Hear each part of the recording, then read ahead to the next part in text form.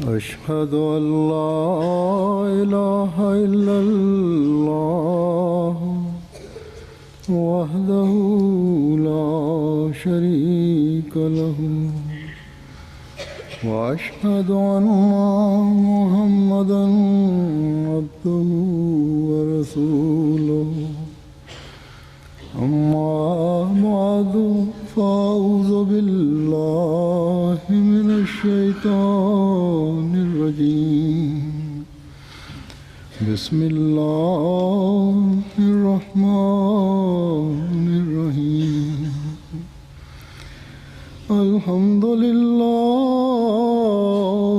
رب العالمين الرحمن الرحيم مالك يوم الدين إياك نعبد وإياك نستعين اهدنا الصراط المستقيم صراط الذين أنعمت عليهم غير المغضوب عليهم ولا الضالين كل من عليها فان ويبقى وجه ربك ذو الجلال والإكرام. इन आयात का ये तर्जुमा है। Katika mtukufu wa Allah Taala bin Nasir Aziz anasema kwamba tafsiri ya aya hizi ni kama ifuatavyo: kila kitu kilichoko juu ya uso wa ardhi hii au kilichomo katika ulimwengu huu ni chenye kufa na kitakachobaki ni uso wa Mola wako. Hadhrat Masihi Maud alayhi salatu wassalam kuhusiana na jambo hili anasema kwamba kila kitu ni chenye kufa na uso wa Mola wako utabaki.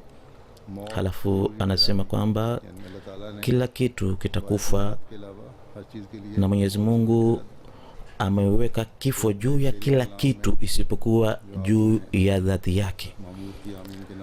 Kisha katika shairi lake mmoja ambalo linaitwa kwa jina la Mahmud Kiamin anasema kwamba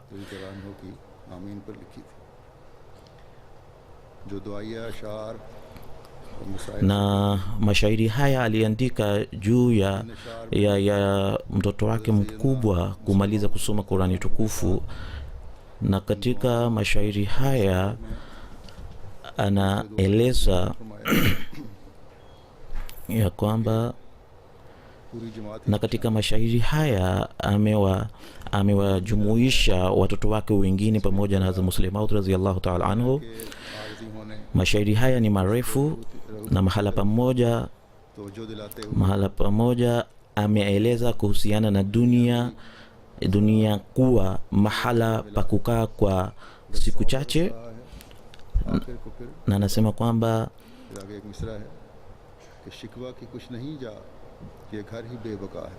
anasema kwamba dunia hii ni ya siku chache na chochote kilichoko juu yake kitakufa siku moja. Na Imamu Zuman ambaye alikuja kuwaleta watu karibu na Mola wake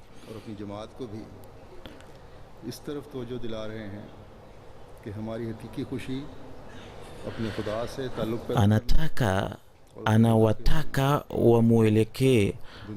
wamuelekee Mwenyezi Mungu. Watu wa dunia wanafurahia kwa namna mbalimbali ya ajabu na wanazusha bid'a mbalimbali wakifurahia vitu mbalimbali, lakini Sayyidina Ahmad alayhi salatu wassalam alitufundisha kwamba shabaha yetu hasa na shabaha yetu hasa ni kumwelekea Mwenyezi Mungu katika kila kitu, जब इस चीज़ का इदराक पैदा हो जाएगा na vitendo vyetu vyote ni kwa ajili ya kutafuta na kupata ridhaa ya Mola wetu. खुदा ताला की रज़ा के हसूल की तरफ बह रहे हैं। Na kama tutakuwa tunafuata maagizo ya Mwenyezi Mungu, basi furaha zetu na majonzi yetu yatakuwa kwa ajili ya Mwenyezi Mungu. आपके लिए इससे बढ़कर और क्या खुशी की बात हो सकती थी। Basi Sayyidina Ahmad alayhi salatu wassalam aliyekuja kukamilisha kazi ya mtume wetu mtukufu Muhammad sallallahu alaihi wasallam, सल्लल्लाहु अलैहि वसल्लम yeye alitaka na kupenda kwamba watoto wake, vizazi watoto wake wawe wenye kuungana na Mola wao. में हज़रत सल्लल्लाहु अलैहि वसल्लम पर उतरी, उसे पढ़ने वाले और उस पर अमल करने वाले। बस जब हज़रत मुस्लिम माऊद Na alitaka kwamba watoto wake wawe wenye kufuata sheria ya mwisho iliyokamilika, yani Qurani tukufu, na waisome kama ipasavyo. इस दावत का इत्माम फरमाया और उस तकरीब के Hazrat Muslih Maud radhiyallahu ta'ala anhu alipomaliza kusoma Qurani tukufu yote, basi Sayyidina Ahmad alayhi salatu wasalam aliandaa tafrija moja na kuandika mashairi kadhaa kuhusiana na tukio hili la kumaliza Qurani tukufu. इस खुशी पर Na mashairi haya yote yamejaa mapenzi ya Mwenyezi Mungu, और मुत्तबईन को ये तवज्जो दिलाई कि दुनिया और दुनिया वालों से दिल न लगाना।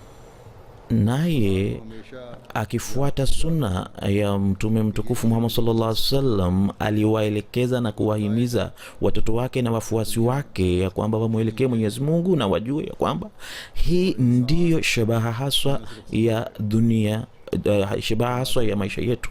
शिकवा को कुछ नहीं जा, ये घर ही बेबकार। Anasema kwamba जब ये दुनिया और उसकी चीज़ें hakuna wezaye kuleta udhuru wowote, maana dunia hii dunia hii ni ya siku chache tu, अगर हमेशा का फ़ायदा हासिल na hakuna haja ya kuikimbilia dunia. जो हमेशा से है और हमेशा रहेगा और हमेशा Kama kuna haja ya kutafuta faida na manufaa, basi inatakiwa kwamba mtu afungamane na Mola wake ambaye ni mwenye kuumba vitu hivi vyote. जो मैंने तिलावत की हैं इसमें भी अल्लाह ताला ने Basi aya hizi nilizisoma mwanzoni. पहली बात तो ये कि हर चीज़ में Katika aya hizo Mwenyezi Mungu ameeleza mambo mawili yaliyo muhimu. Kwanza ni kwamba kila kitu kinasogelea mwisho wake na kitakufa, लेकिन फिर साथ ही इस na mwisho wa kila mtu ni kifo. के मोमनों को Lakini pamoja na hayo alielekeza kwenye jambo hili ya kwamba करने वालों को waaminio ये भी उम्मीद रखनी चाहिए कि जो बंदे अल्लाह ताला के हो जाते हैं waaminio wenye kutafuta ridhaa ya Mola wao wawe na matumaini ya kwamba रहने के लिए तरबियत करते हैं, अपनी रूहानियत बढ़ाने के लिए कोशां रहते हैं, पुरानी तालीमात के पाबंद रहने की कोशिश करते हैं, वो इस ज़िंदगी से जो दुनियावी ज़िंदगी है इससे तो बेशक गुजर जाते हैं या उनकी ज़िंदगी तो ख़त्म हो जाती है। wale waaminio wanaojitahidi kufuata sunna ya Mtume Muhammad sallallahu alaihi wasallam na kuwataka watoto wao waifuate na wanaitanguliza dini juu ya dunia, अल्लाह के प्यार की आगोश में आ जाते हैं। wao mwishowe wanapata ridhaa na furaha ya Mola wao, na katika maisha ya akhera, maisha ya baadaye, Mwenyezi Mungu anawapenda na wanasikia sauti iliyojaa mapenzi isemayo ya kwamba fadkhuli fi ibadi, इस ज़माने ingia katika watu wangu na ingia katika pepo yangu. खुदा से मिला Hivyo Sayyidina Ahmad alayhi salatu wassalam alitumwa katika zama hizi ili aweze kumuunganisha binadamu na Mola wao, Daimi जन्नतों और दायमी ज़िंदगी का वारिस बनाए। इस नज़्म में ili kusudi mtu aweze kupata na kujua furaha ya milele na pepo zenye kudumu. Ndio maana alieleza mara kwa mara ya kwamba tafuteni maisha ya kudumu, ज़िंदगी नहीं मिल सकती। खुदा ताला को हासिल किए बगैर ये दायमी ज़िंदगी नहीं मिल सकती। na alisema kwamba bila kumpata Mwenyezi Mungu yale maisha yenye kudumu hayawezi kupatikana. वला तदो मा अल्लाह इलाहन आखर Katika sura Kasas ला इलाहा इल्ला who Mwenyezi Mungu anasema kwamba Kullu शैइन हालिकुन इल्ला वजह लहुल हुक्मु व इलैहि तुरजाऊन। और अल्लाह ताला के सिवा किसी मबूद को मत पुकार, उसके सिवा कोई मबूद नहीं। हर एक चीज़ हलाक हो, usimuite mwabudiwa yeyote isipokuwa Mwenyezi Mungu. उसकी तवज्जो हो, यानी खुदा ताला Kila kitu kitakufa isipokuwa yeye, वाली चीज़ है, बाकी सब हलाक होने वाली चीज़ें। na, हुक्म उसी के इख्तियार में है और उस na mtu anatakiwa amuelekee Mwenyezi Mungu kila wakati, kwa sababu yeye ndiye mwenye kudumu milele. बस ये मज़मून है जो हमें याद रखना है। ये वो तरीक़ है Basi haya ndiyo madhumuni ambayo tunatakiwa tuyakumbuke. है जिसे हमने, Hii ndiyo njia ambayo tunatakiwa tuifuate. यही हमारी पैदाइश का मकसद है। Hii ndiyo shabaha ambayo tunatakiwa tuifikie, na hii ndiyo shabaha ya kuumbwa kwetu, kama asemavyo Mwenyezi Mungu ndani ya Qur'ani tukufu, नहीं पैदा किया wama khalaqtul jinna wal insa illa liya'budun. इबादत का मफ़हूम Hatukuwaumba watu na majini isipokuwa waniabudu mimi. इस पर अमल की कोशिश होगी Na muradi wa ibada tunaweza kuufahamu wakati ambapo उस यानी अल्लाह के tutakuwa na yakini kamili juu ya jambo hili ya kwamba la ilaha illallah, hakuna apasaye kuabudiwa isipokuwa Mwenyezi Mungu, सिवाय उसके जिसकी तरफ अल्लाह की तवज्जो है। na vitu vyote vinginevyo ni wenye kuteketea na kufa. उनकी तरफ जो नेक नियति से उसकी इबादत Na Mwenyezi Mungu anawaelekea wale उसे एक मानते हुए wanaofanya ibada yake wakiwa na nia njema, wakimwamini, wakiamini umoja wake जब इबादत na kufuata maagizo yake. या बताए हैं इन Mwenyezi Mungu alipofundisha njia mbalimbali za ibada, और उन्हें सैकल करने के लिए मुख्तलिफ मौके भी पैदा फरमाए। kwa ajili ya kupata viwango hivi vya ibada, ये भी हर साल alieleza njia mbalimbali. अपने पैदा करने वाले खुदा की पहचान करके Na mwezi huu mtukufu wa Ramadhani huja अपने नेक kutufundisha kumwelewa na kumtambua yule Mungu ambaye yule Mwenyezi Mungu, किस्मत है वो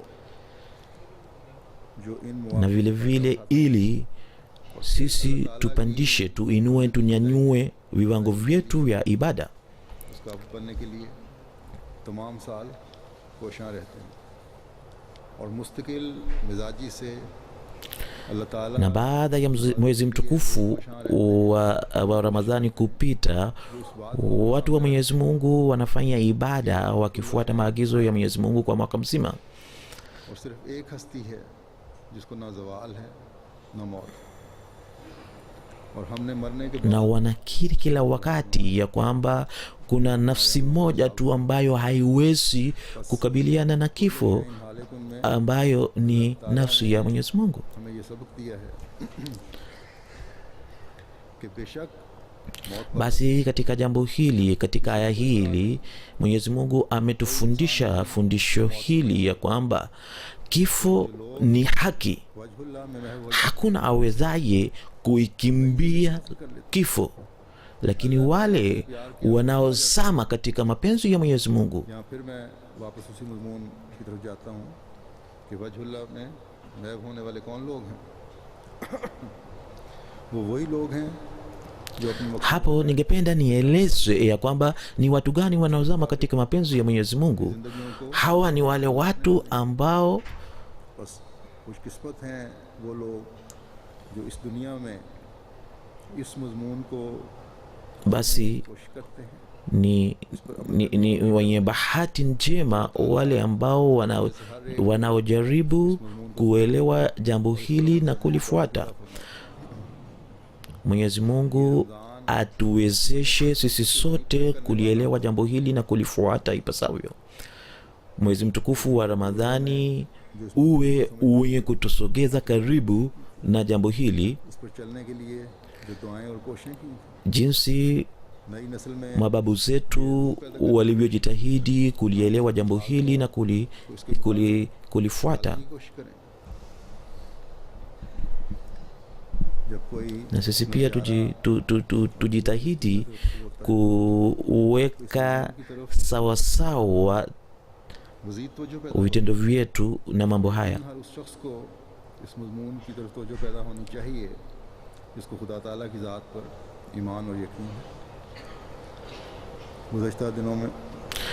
Na yeyote yule anayemwamini Mwenyezi Mungu kikamilifu anatakiwa awe ajitahidi kulielewa jambo hili na kulifuata. Siku zilizopita mama yangu mzazi alifariki dunia. Kila nikumbukapo maisha yake, nichunguzapo maisha yake, nakumbuka napata ya kwamba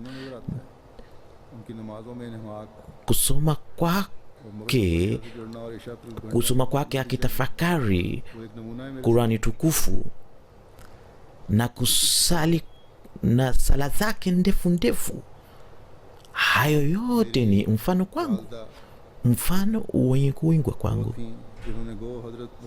Mama yangu mzazi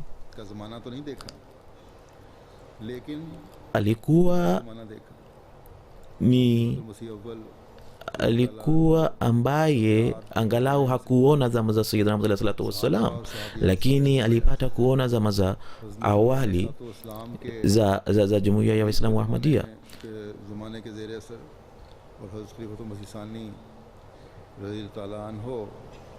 कि सबसे बड़ी बेटी और बच्चों में दूसरे नंबर का होने की वजह से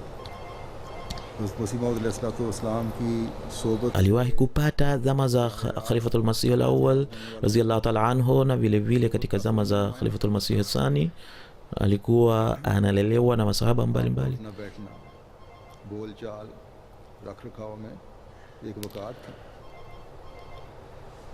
Kukaa kwake na kuinuka kwake, kutembea kwake na kuongea kwake, kulikuwa na heshima na taadhima na heshima ambayo alijaliwa na Mwenyezi Mungu, na alikuwa na shauku na jazba ya kuungana na Mola wake.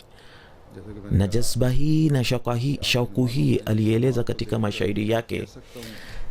Na mimi bila shaka, jinsi nilivyotangulia kusema kwamba baada ya kuona sala zake ndefu ndefu,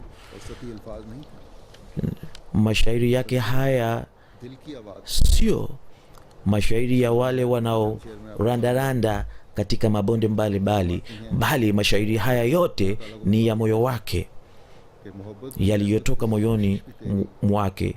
Na akisema kwa Mwenyezi Mungu anasema kwamba इताअत में उसकी सभी कुछ ही खोकर मैं मालिक का बस आसरा चाहती हूँ, मेरे खानाए दिल में बस तू ही तू हो, मैं रहमत की तेरी रिदा चाहती हूँ। एक मर्तबा Hazur amesoma baadhi ya mashairi ya kihudu ya mama yake mzazi. Hazur anasema kwamba safari moja, jeneza moja lilikuwa linapita barabarani, na Mtume mtukufu sallallahu alaihi wasallam alikuwa amesimama pamoja na masahaba zake, na masahaba za Mtume sallallahu alaihi wasallam walimsifu marehemu. Na Mtume sallallahu alaihi wasallam baada ya kuwasikia masahaba zake, Mtume sallallahu alaihi wasallam kwamba imewajibika. Na masahaba wakauliza nini, kitu gani kilichowajibika? Mtume sallallahu alaihi wasallam alisema kwamba pepo imewajibika juu yake, kwa sababu watu wanaomsifu, basi Mwenyezi Mungu anampokea na kumuingiza katika peponi. Na juu ya kifo cha mama yangu mzazi, barua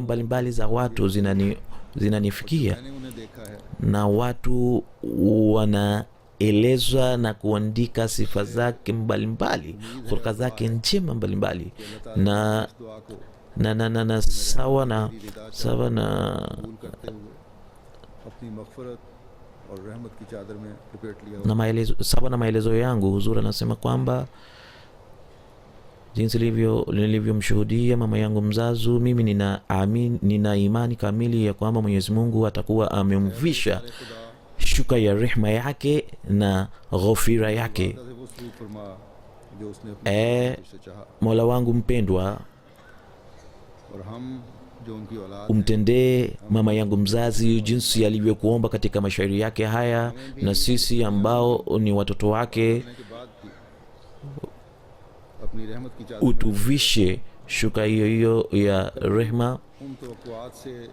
na daima hapa duniani na huko akhera utufunike kwa shuka yako ya rehma. आइंदा नस्लों को भी अपनी रज़ा के रसूल की तौफीक अता फरमाए। आपके मुताबिक Bali Mwenyezi Mungu बाज़ बात awajalie vizazi vijavyo कहा vipawa vya kutafuta ridhaa yake. मुस्लिम मौत की सबसे बड़ी बेटी और बच्चों में Sasa ningependa nieleze baadhi ya habari za maisha yake. आप हज़रत सैयदा महमूदा बेगम साहिबा जो हज़रत उम्मे Alikuwa binti mkubwa na alikuwa उनके वतन alikuwa baada ya 1911 में पैदा हुए। na alikuwa anafahamika kwa jina la Umme Nasir, na alizaliwa mnamo mwaka 1911. निकाह का वाक़या भी मुख्तसर बयान कर देता हूँ। ये निकाह 1902 में Hapa ningependa nieleze tukio la nikah la Hazrat Muslim Maud radhiyallahu ta'ala anhu na Umme Nasr. खलीफा रशीदुद्दीन साहब रज़ियल्लाहु ताला अन्हु, Hazrat Umme Nasr Sayyida Mahmuda Begum sahab हज़रत खलीफा रशीदुद्दीन साहब वो हैं जिनकी माली कुर्बानी alikuwa ni binti wa Khalifa Rashiduddin Sahib, na Khalifa Rashiduddin Sahib ni mtu yule ambaye baada ya kuona dhabihu zake za माली कुर्बानी za mali, Sayyidina Muhammad sallallahu alaihi wasallam alisema kwamba hata huyu angeacha kufanya dhabihu zake za mali ingemtosha, lakini yeye aliendelea kujitolea katika njia ya Mwenyezi Mungu. तजवीज़ किया, तारीख फरमाई।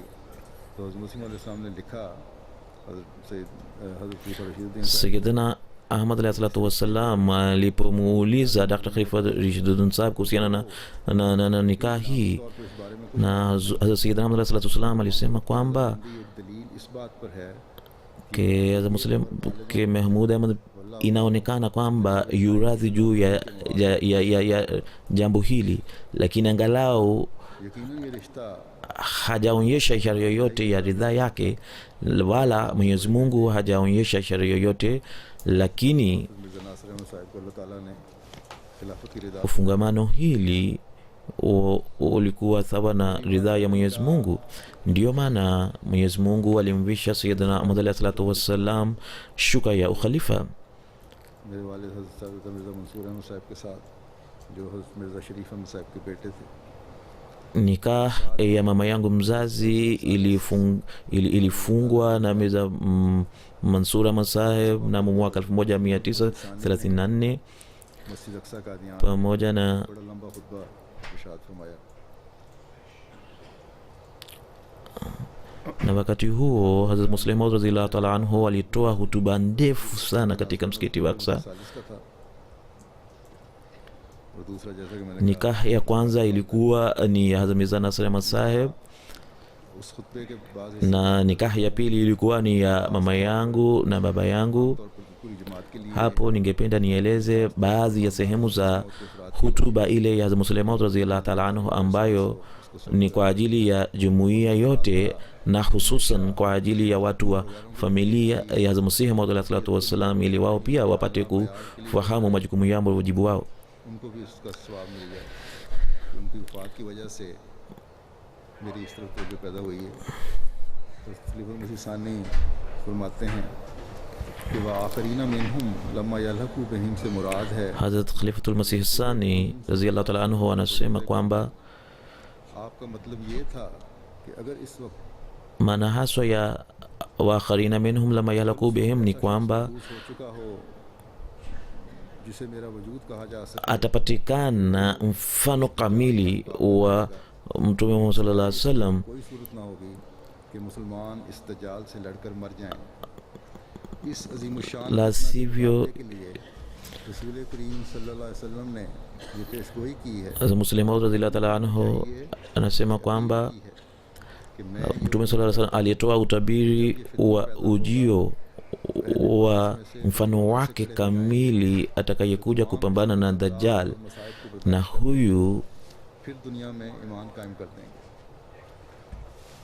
मुस्लिम फरमाते हैं कि मैं समझता हूँ कि ये खाली पेशगोई ही नहीं, huyu atakayepambana na Dajjal na watu wengine kutoka Faris watasimama na kupambana na Dajjal na watairudisha imani ya hapa duniani kama ilivyokuwa hapo kabla hapo zamani. बहुत कम नताइज के लिहाज से बहुत कम, ज़माने और असरात के लिहाज से बहुत कम। रसूल करीम सल्लल्लाहु अलैहि वसल्लम के ज़माने में भी फितना उठा। सहाबा ने उस वक्त जो नमूना दिखाया वो तारीख़ की किताबों में आज तक लिखा है, और फिर आपने उसकी तफसील बयान फरमाई कि क्या नमूना दिखाया। Fitna mbalimbali ziliibuka katika zama za Mtume Muhammad sallallahu alaihi wasallam, lakini masahaba za Mtume sallallahu alaihi wasallam, masahaba wa Mtume mtukufu sallallahu alaihi wasallam walionyesha mfano mwema wa hali ya juu, na kila mmoja wetu anaujua mfano ulioonyeshwa na masahaba wa Mtume sallallahu alaihi wasallam. Na भरोसा था, उस पर तकब्बुर कर रहे थे, लेकिन कुफार के तीरों की जब बारिश पड़ी है तो उसके आगे ठहर ना सके, और उन नौबाइन की कमजोरी ईमान की वजह से या ट्रेनिंग ना होने की वजह से जब उनके घोड़े बिक गए हैं तो उन्होंने जो पुराने सहाबा थे उनमें भी help, wakati wa vita ya Uhud, सफ़ों में भी बेतरतीबी पैदा कर दी। kutokana na wingi wao, baadhi ya watu walikuwa wanaona fahari, lakini उसका नतीजा ये हुआ कि आ हज़रत सल्लल्लाहु अलैहि वसल्लम के साथ सिर्फ 10-12 सहाबा रह गए। lakini wingi wao haukuwafaa hata kidogo, na walipata tabu na usumbufu mkubwa sana kiasi hiki kwamba farasi zao zilianza kurudi nyuma, na kutokana na jambo hili Mtume mtukufu sallallahu alaihi wasallam alipata kujeruhiwa. Lakini मोड़ने के लिए wakati watu walikuwa wanarudi nyuma, इतनी ज़ोर से उनकी Mtume sallallahu alaihi wasallam गर्दनें aliwaita masahaba zake, na जब ढीली छोड़ो फिर वापसी की muhitaji mmoja aliwatangazia maswahaba waliokuwa wakirudi nyuma kwamba Mtume wa Mwenyezi Mungu anawaiteni, जैसे हमारे जिस्मों में एक बिजली सी दौड़ गई, na ilitangazwa waziwazi ya kwamba काबू करने की कोशिश की। Mtume wa Mwenyezi Mungu anawaiteni, na masahaba wanasema kwamba tulipata mabadiliko makubwa sana katika roho zetu, katika nafsi zetu, na tuliona kwamba kama radi imepita katika nafsi zetu, na उनको गिरा के पैदल ही tukarudi हज़रत सल्लल्लाहु अलैहि वसल्लम की आवाज़ पर जमा हो गए। na tulijaribu kuwarudisha farasi zetu, lakini walikataa. Basi tukakata shingo za farasi zetu na kurudi kwa Mtume sallallahu alaihi wasallam. आवाज़ से ज़्यादा मोहब्बत के साथ, उस आवाज़ से ज़्यादा उम्मीद के साथ खुदा के रसूल ने 1300 साल पहले कहा था कि लौ कान अल ईमानो मुअल्लक़न बिस्सुरैया लनालहु रिजालुन मिन अबनाइल Faris. Na mtume wetu mtukufu Muhammad sallallahu alaihi wasallam miaka 1300 iliyopita alisema kwamba lau kana al-imanu mu'allaqan bi-thuraya nalahu rijalu min abna al-faris, yani mtu mmoja atakuja imani itakapopotea duniani, Dajjali atakapotawala dunia nzima, na mtu जो फिर इस आवाज़ पर atakapokuwa muumini asubuhi na kafiri jioni.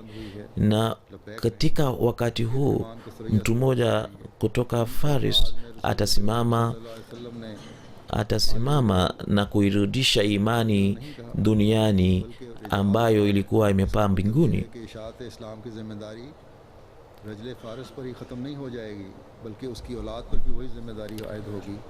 और उनसे Na hapo Mwenyezi Mungu, Mtume sallallahu alaihi wasallam hakutumia neno la rajulun, bali ametumia neno la rijal, ya kwamba watu watasimama na kueneza habari za dini tukufu ya Kiislamu duniani kote. को ढालस देने के लिए बुलंद की और ये वो उम्मीद और एतमाद है जिसका आपने अपनाए फ़ारस के मुतल्लिक़ इज़हार किया।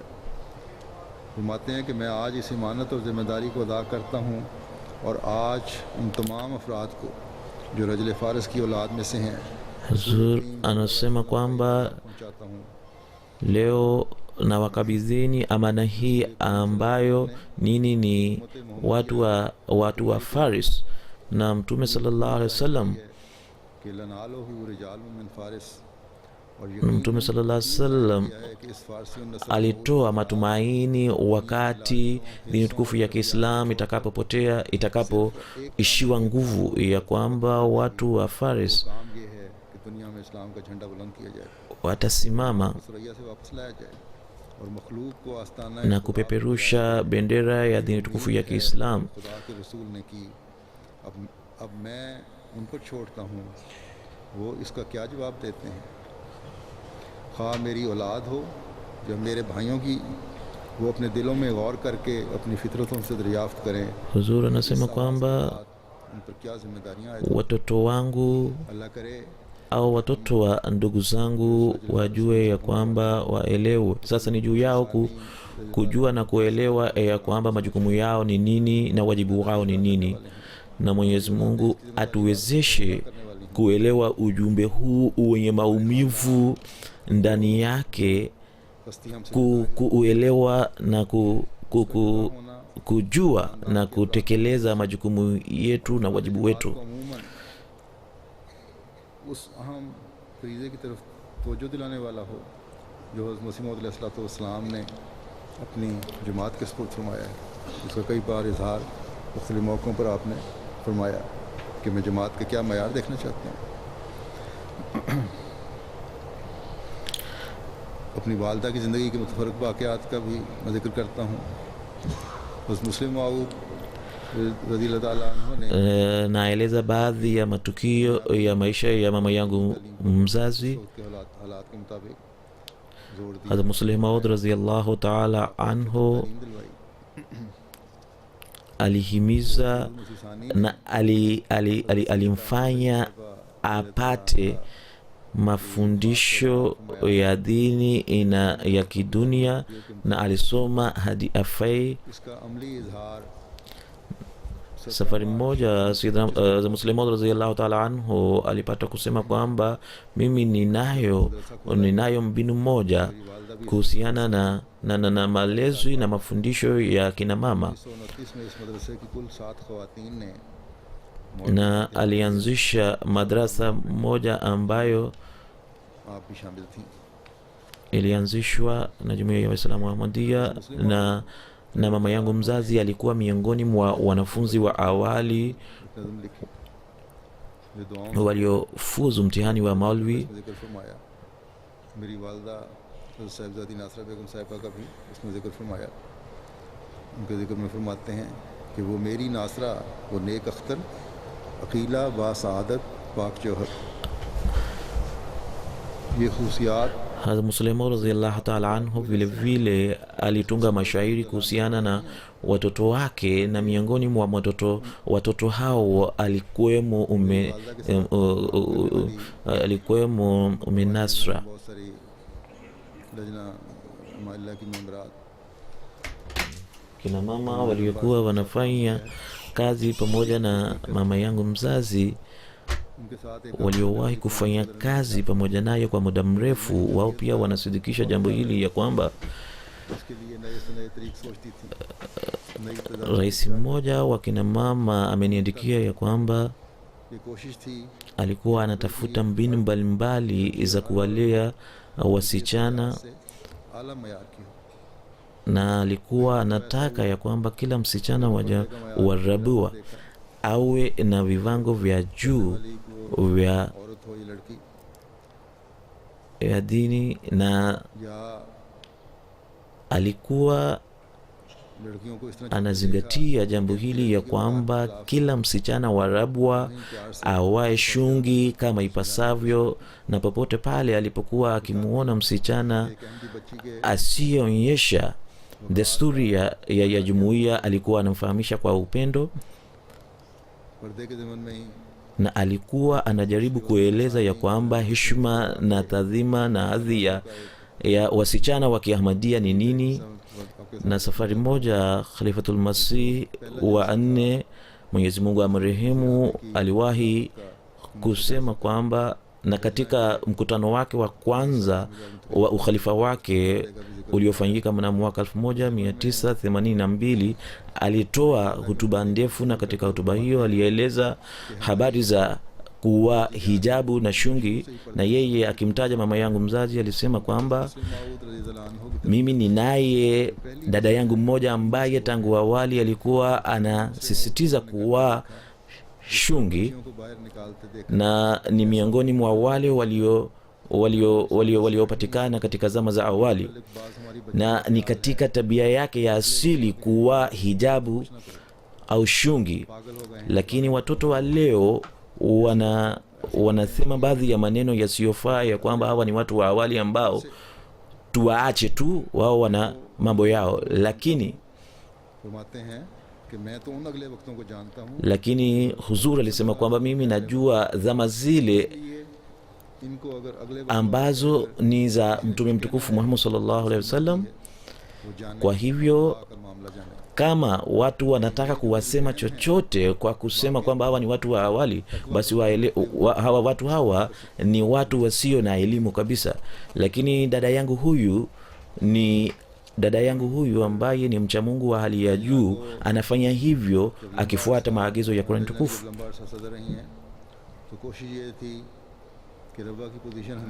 Alipokuwa rais wa lajna kwa muda mrefu,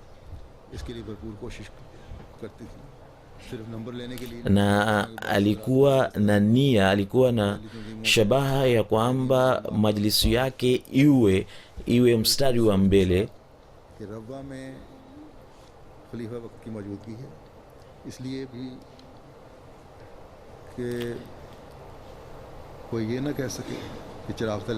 Alikuwa na mawazo ya kwamba katika Rabwa kuna khalifa mtukufu, na kwa hiyo viwango vya wasichana au lajna wa Rabwa vinatakiwa viwe juu kuliko wasichana na lajna wa lajna wengine.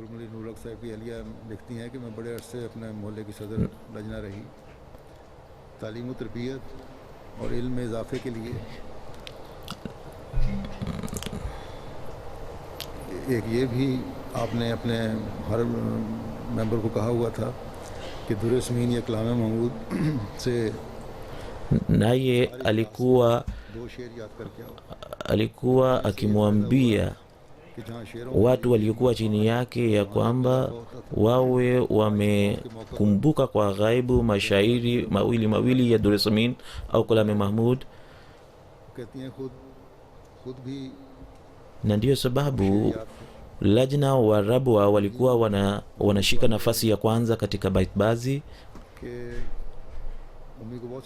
Na Zura anasema kwamba hata mimi mwenyewe ni shahidi wa jambo hili, ya kwamba alikuwa anakumbuka mashairi mengi. Hata mke wa Imam Sahib ameniandikia ya kwamba safari moja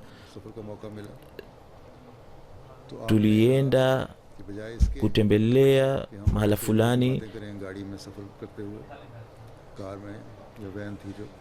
basi yeye alisema kwamba badala ya kuongea maneno au mambo ya hapa na pale, afadhali tushindane katika kusoma mashairi, na kwa kufanya hivyo tutaepukana na maongezi yasiyofaa. Na mke wa Imam Saba anasema kwamba sisi tulifurahia safari yetu hii. Na hapo ningependa niseme kwamba alikuwa anakumbuka mashairi mengi ya Dure Samin.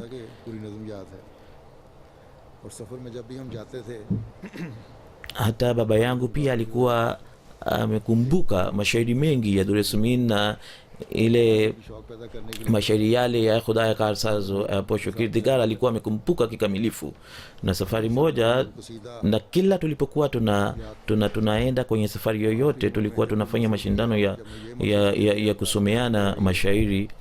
बाज शेर या अल्फाज फौरी तौर पर याद नहीं आते, Basi mama yangu mzazi alipohisi ya kwamba uwezo wake wa kukumbuka umepungua, basi alikuwa na desturi hii और रोज़ाना ya kuchukua kitabu kimoja कि कसीदा ये जो है पहले 70 अशार वाला कसीदा या फैज़ुल्लाह वल इरफानी वो मुकम्मल ख़त्म करके सोती थी। alikuwa na desturi ya kusoma kasida iliyotungwa na Sayyidina Muhammad alayhi salatu wassalam kwa lugha ya Kiarabu. Alikuwa anaisoma mara kwa mara. बड़े एहतमाम से Hali kadhalika nimeona kwamba alikuwa anasoma Qur'ani tukufu kwa kutafakari na kutadabbar. बसा औकात दिन के वक्त जब Wakati mwingine ये नहीं घर के काम नहीं थे, घर में भी काम करने वालियों को भी हाथ बटाती थी, मुख्तलिफ कामों में दिलचस्पी लेती थी, लजना काम भी साथ साथ चल रहे होते थे। जब काम से wakati mwingine alipokuwa ana nafasi akiwa nyumbani, na देखा है घंटा डेढ़ घंटा अपने कुरान करीम ieleweke ya kwamba alikuwa na shughuli nyingi hata akiwa nyumbani, lakini kila alipopata nafasi alikuwa akisoma Qur'ani tukufu. ये भी था कि ये आदत बिल्कुल नहीं थी कि बिला वजह अपनी इल्मियत का इजहार करें, लेकिन मुतालिया बड़ा गहरा था। इसी तरह हज़रत मसीह मौद अलैहिस्सलाम की Hata hivyo hakuwa na tabia kabisa kwamba aonyeshe पास किया था, uwezo wake wa kielimu. अरबी कुतुब भी पढ़े, Hakutaka kujigamba kwa elimu yake, दूसरों के लिए हमदर्दी का जज्बा na alikuwa anajua lugha ya Kiarabu na alikuwa anasoma vitabu vya Kiarabu, हो सकती थी, करती थी, नकद भी और जिन्स की सूरत में भी।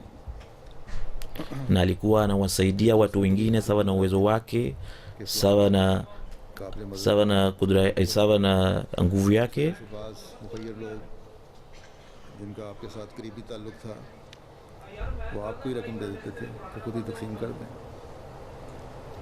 रवा की क्योंकि लंबा अरसा सदर रही हैं, मोहल्लों Na alikuwa anawaelewa watu wenye kustahili kupewa msaada, basi watu wenye mali walikuwa wanampa mali ili aweze kuwapatia wale wanaostahili kweli kweli kupewa msaada. में मुझे बताया वो लंबा अरसा गन्नों Na yeye alikuwa anawajua watu wenye hali ya chini इमदाद की kwa ukaribu. आती थी सदर लजना रवा की तरफ से। Na Chaudhry Hamidullah Saheb ameniambia ya kwamba pendekezo lolote litokalo kwa mama yangu litakuwa linapokelewa, lilikuwa linapokelewa moja kwa moja, kwa sababu tulikuwa tunaelewa ya kwamba anajua kuhusu mtu huyu aliyeomba apewe msaada. जनवरी 1953 में ये फैसला हुआ कि लजना रवा की तंजीम को मरकज़ी लजना से अलग कर दिया जाए। Mnamo mwaka 1953 ilikusudiwa kwamba इस फैसला के tanzim ya lajna itenganishwe na tanzim ya markazia ya makao makuu, तो मुतफ़िका तौर पर साहिबजादी नासरा बेगम साहिबा को सदर बनाने की तजवीज़ आई। ये तारीख लजना में लिखा गया। na jamaati mbalimbali za Rabwa ziliombwa zipendekeze jina moja kwa ajili ya rais wa lajna. अब सदर रही हैं, उसके बाद आपने अपनी कमज़ोरी सेहत की वजह से मादरत की, लेकिन तब भी लजनाएँ काम करती रहीं। Zura amesema kwamba aghlabu खलक रहीं। hadi mwaka 1988 au 89 alikuwa rais wa lajna. मुझे ताज़ियत के Na katika zama za uhai wake उनमें तकरीबन lajna wa Rabwa walikuwa wakionyesha mfano wa hali ya juu katika kila uwanja, नवाजी करती थी। na watu wengine wameniandikia ya kwamba kila mara tulipoenda kukutana naye alitupokea kwa mikono miwili, और क्या kwa bashasha, चेहरे देखकर हालात का अंदाज़ा करके फिर हालात पूछती और दुआओं और नेक तदबीरों की तरफ तवज्जो दिलाती। na alikuwa na kiwango cha kusoma nyuso za watu na kujua hali zao, na alikuwa anawahimiza watoto wake wajitahidi kuomba maombi mbalimbali na dua mbalimbali.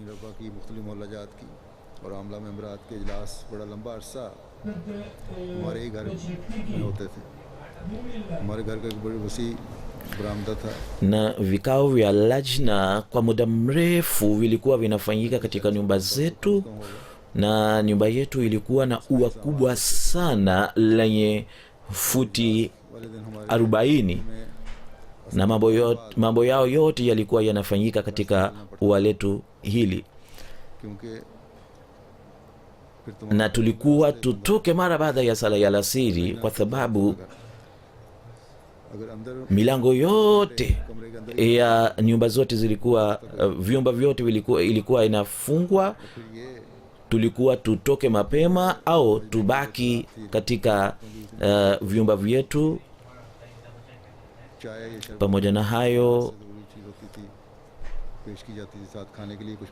Pamoja na hayo kuwapatia vinywaji, chai au biskuti, kila kitu alikuwa akikiandaa mwenyewe.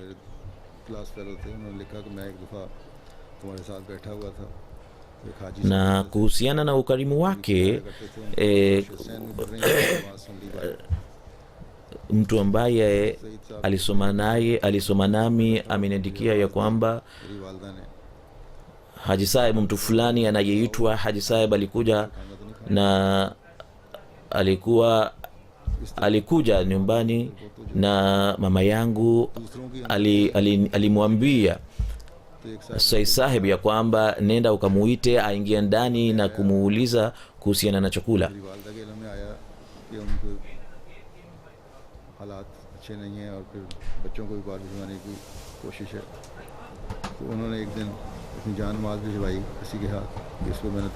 Na mtu mmoja ameniandikia ya kwamba siku moja nilimwambia mama yangu ya kwamba hali yangu ya uchumi si nzuri, na pamoja na hiyo nataka niwapeleke watoto wangu nje. Lakini siku moja yeye alinitumia mkeka wa kusalia na kuniambia ya kwamba inshallah taala mambo yote yatakwenda vizuri.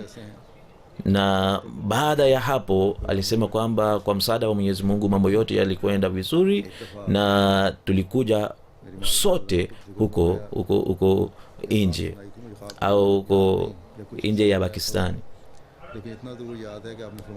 Safari moja mama yangu alinisimulia ndoto yake moja. Sikumbuki ndoto kamili, lakini nakumbuka vizuri kwamba alisema kwamba alimuona Mtume mtukufu sallallahu alaihi wasallam katika ndoto yake.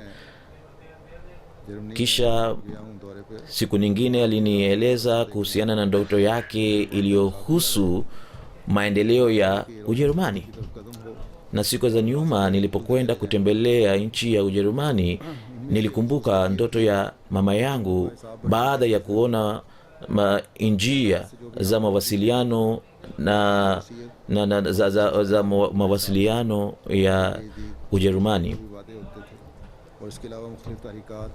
Vile vile alikuwa anatoa michango yote, na alikuwa anatoa mchango wa wasia pamoja na mchango wa jaidad, na mimi nilikuwa namfanyia hisabu za michango yake yote, na alikuwa ananiuliza na kunisisitiza mara kwa mara ya kwamba nifanye hisabu vizuri ili upungufu wa aina yoyote usipatikane.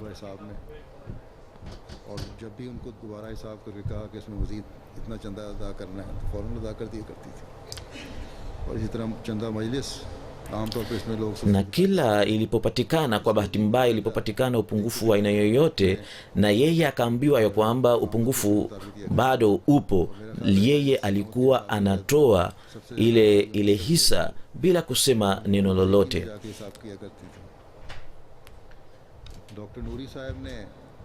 na aghlabu yeye ndiye aliyekuwa akitoa mchango zaidi kuliko wengine wote, mchango wa jaidadi. Dr. Nuri Saheb amenitumia barua yake mmoja ambayo mnamo mwaka 1999 wakati ambapo nilifungwa jela, Dr. Nuri Saheb alimwandikia barua ya kumtolea shukrani Mwenyezi Mungu kwa kunitoa jela. Yeye aliandika katika barua yake ya kwamba tunamshukuru Mwenyezi Mungu ambaye kwa msaada wake maalum amemtoa Azizam Masrur Ahmad.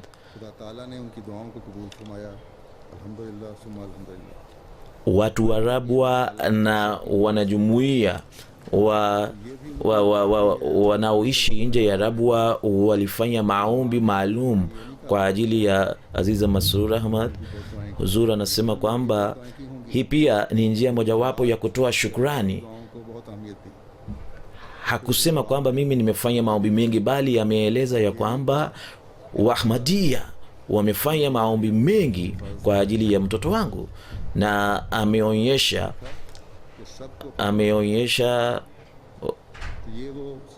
tabia yake ya kutojifaharisha, na hii ndiyo sifa pekee ya jumuiya iliyoinuliwa na Sayyidina Ahmad alayhi salatu wassalam.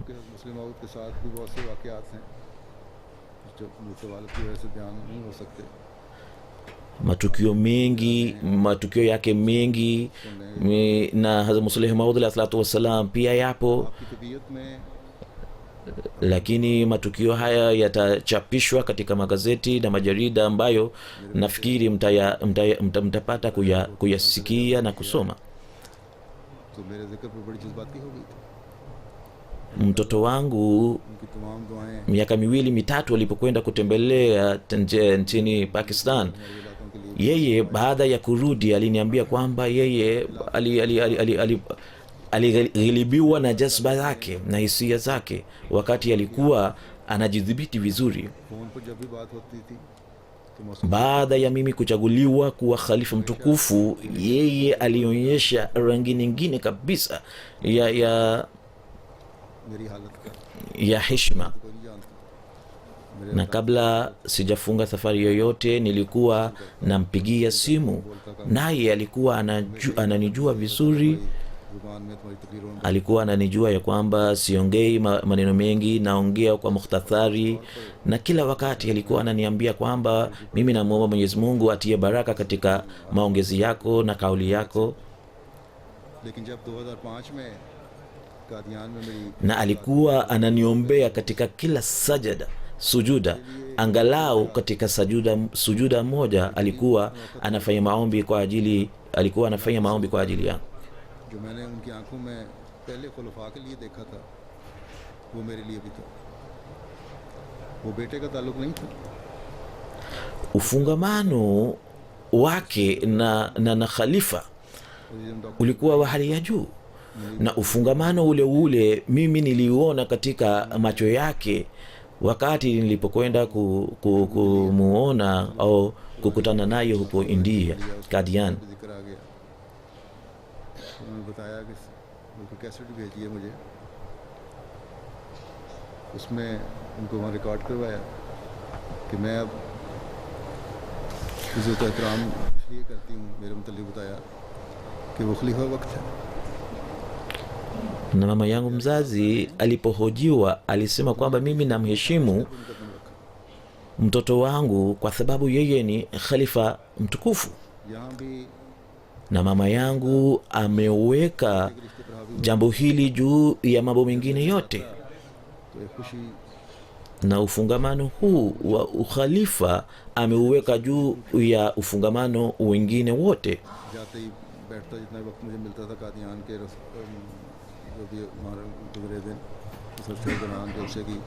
Wakati wa mkutano wa Qadian, kila nilipokwenda kumtembelea, kumuona,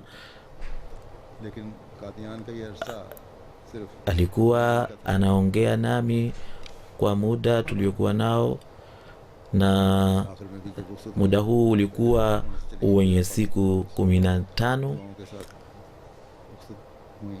na wakati wa kuondoka kwenda Pakistan, उदम साहब के बेटे हैं, छोटे बेटे, उन्हें मुझे लिखा कि Dr. Faragh ambaye ni mtoto wa Mir Mahmud Ahmad Saheb मैंने तज़ियत की तो नसीहत की ameniandikia ya kwamba wakati wa kifo cha Khalifatul Masih wa 4 और दुआ nilipokwenda kumuona akanisihi akisema kwamba nifanye maombi साथ ये फरमाया कि ये दुआ करो कि जो भी नया खलीफा है उसकी बैत की तौफीक मिले और जज्बाती वाबस्तगी और ताल्लुक भी उससे aliniambia ya kwamba nifanye maombi ya kwamba khalifa yeyote yule atakayechaguliwa kuwa khalifa, basi tufanye ufungamano आखिर में kamilifu naye. Kuna matukio mengi मुस्लिम माउद ambayo yanaweza kuelezwa, lakini muda tulionao ni mfupi. साहिबा ने इब्तदाई सरमाया के तौर Hazrat Muslim Maud radhiyallahu ta'ala anhu alipotaka kuanzisha magazeti ya Al-Fazl, फरमाते हैं कि खुदा ताला ने मेरी बीवी के दिल में इस तरह Hazrat तहरीक की Hazrat Muslim Maud radhiyallahu ta'ala anhu anasema kwamba रसूल करीम सल्लल्लाहु Mwenyezi Mungu alitia mpango huu katika moyo wa mke wangu, jinsi Mwenyezi Mungu alivyotia mpango wa kusaidia katika moyo wa Hazrat Khadija radhiyallahu ta'ala anhu, करने वाला महमूद na ये भी एक आयजी थी उसके इंसानी की kuweka hela katika mpango huu wa kuanzisha शायद सब akhbar magazeti ni sawasawa na kutia hela kisimani. दिए कि मैं उनको फरोख्त करके अखबार जारी कर दूं। उनमें से एक तो उनके अपने कड़े थे सोने के Zuri anasema kwamba alinipa Hazrat Muslim Maud radhiyallahu ta'ala anhu anasema kwamba yeye alinipa इस्तेमाल के लिए bangili zake 2 za dhahabu को लेकर उसी वक्त लाहौर गया। na bangili zingine za dhahabu दोनों कड़े फरोख्त alizoziweka kwa ajili ya उससे फिर Umme Nasser अखबार जारी हुआ। ambaye alikuwa mtoto mdogo. फजल Mimi nikazichukua na kuziuza इस प्यारी बेटी और na nikapata अलफजल पढ़ते हुए rubia 500 रखें कि na kuanzisha magazeti haya ya Al-Fazl. वो बेशक Basi nawaomba wale wote wasomao magazeti ya Al-Fazl ya kwamba wamkumbuke mama yangu mzazi katika mambo yao, और ये अलफजल जो है आज इंटरनेशनल अलफजल की सूरत में भी जारी है। angalau yeye mwenyewe hakuweza au hakushiriki katika kutoa msaada kwa ajili ya kuanzisha magazeti haya ya Al-Fazl, lakini kwa njia moja au nyingine alipata kushiriki. Basi nawaomba wote wamkumbuke katika maombi yao. Basi baada ya sala ya Ijumaa nitaongoza sala yake ya jeneza जो रिटायर हुए तो उन्होंने वक्फ किया। ya ghaibu, इसने उन्हें na pamoja na jeneza sala yake ya jeneza nitaongoza और एक लंबा अरसा 2003 sala 2 zingine za jeneza za watu ambao मामूल रहे, बड़ी अच्छी तरह खिदमत करते रहे, बड़ी आजिज़ी से उन्होंने और बड़ी मेहनत से काम किया। na अफ्रीका के बाद huyu alikuwa anaitumikia jumuiya katika nchi mbalimbali za Afrika vile vile, इनकी ज़मीनों की वजह से na nilikuwa namuelewa आजिज़ इंसान थे। vizuri, alikuwa ananiheshimu, angalau alikuwa na umri mkubwa kuliko mimi, lakini kila wakati alikuwa anaonyesha taadhima ya hali ya juu. Na alipokuwa anasoma ये पढ़ते थे katika college, उस वक्त कॉलेज में छुट्टियों के दौरान हज़रत मौलवी शेर अली साहब के साथ इन्होंने alipokuwa anasoma katika college alimsaidia Maulana Sher Ali Saheb katika kuitafsiri Qurani tukufu kwa lugha ya Kiingereza. इस तरह इनका कुरान करीम तर्जुमे में भी हिस्सा है।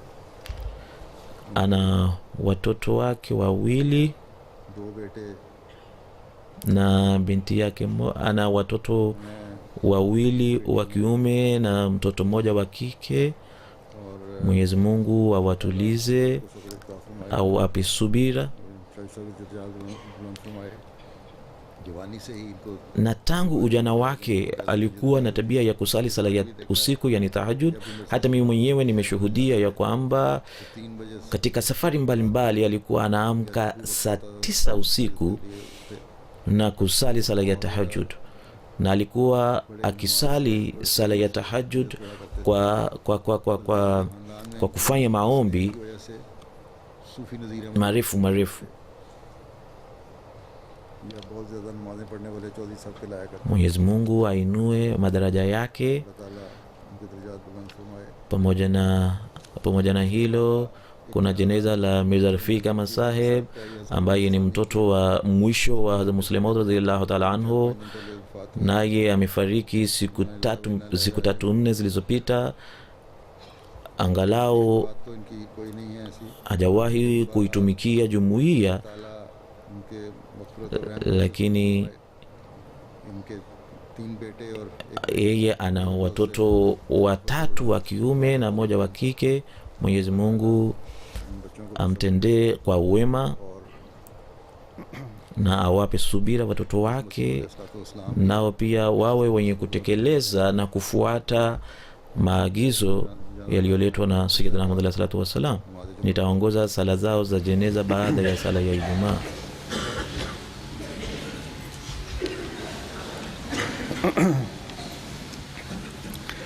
Alhamdulillah nahmaduhu wa nasta'inuhu wa nastaghfiruhu wa nu'minu bihi wa natawakkalu alayhi wa na'udhu billahi min shururi anfusina wa min sayyiati a'malina. من يهده الله فلا مضل له ومن يضلل فلا هادي له ونشهد أن لا إله إلا الله ونشهد أن محمدا عبده ورسوله.